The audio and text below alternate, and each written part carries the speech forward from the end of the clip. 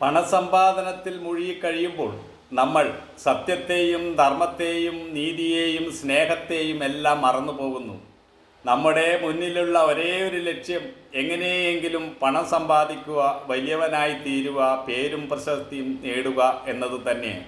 പണസമ്പാദനത്തിൽ മുഴുകുമ്പോൾ നമ്മിൽ നിന്നും മഹത്തായ പല മൂല്യങ്ങളും ചോർന്നു പോകുന്നു. നമ്മൾ മഹത്തായ മൂല്യങ്ങളിൽ നിന്നും വ്യതിചലിച്ച് ജീവിക്കുമ്പോൾ നമ്മുടെ ശാന്തിയും സമാധാനവും നഷ്ടപ്പെടുന്നു.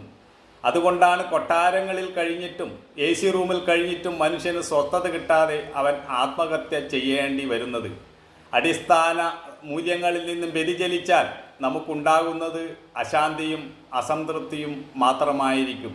ഇന്ന് നമ്മൾ സ്നേഹത്തിനും സാഹോദര്യത്തിനും മനുഷ്യത്വത്തിനും ഒന്നും വില കൽപ്പിക്കുന്നില്ല. ഏത് നിലയിലും പണമുണ്ടാക്കുക എന്ന നിലയാണ് ഇന്ന് എല്ലാവരിലും ഉള്ളത്. സമൂഹം ആ രീതിയിലേക്ക് മാറിയിരിക്കുന്നു. എത്ര നല്ല സൽസ്വഭാവിയായാലും അവന് പണമില്ലെങ്കിൽ ആരും അംഗീകരിക്കില്ല. ഈ ഒരവസ്ഥ സമൂഹത്തിൻ്റെ അടിസ്ഥാനമായ മൂല്യങ്ങളെ തകർക്കാൻ ഇടയാകുന്നു. അതുകൊണ്ട് തന്നെ സമൂഹം ഒന്നാകെ അശാന്തിയിലേക്ക് കൂപ്പുകുത്തുന്ന അവസ്ഥയാണുള്ളത്. നമ്മൾ ശാശ്വതമായ മൂല്യങ്ങൾ ഉയർത്തിപ്പിടിച്ച് ജീവിക്കണം. എങ്കിലേ നമുക്ക് സമാധാനമായി മുന്നോട്ട് പോകുവാൻ കഴിയുകയുള്ളൂ. ഈ ലോകത്തെ സ്വർഗമാക്കുന്നതും നരകമാക്കുന്നതും നമ്മുടെ ചിന്തകളും പ്രവൃത്തികളും തന്നെയാണ്.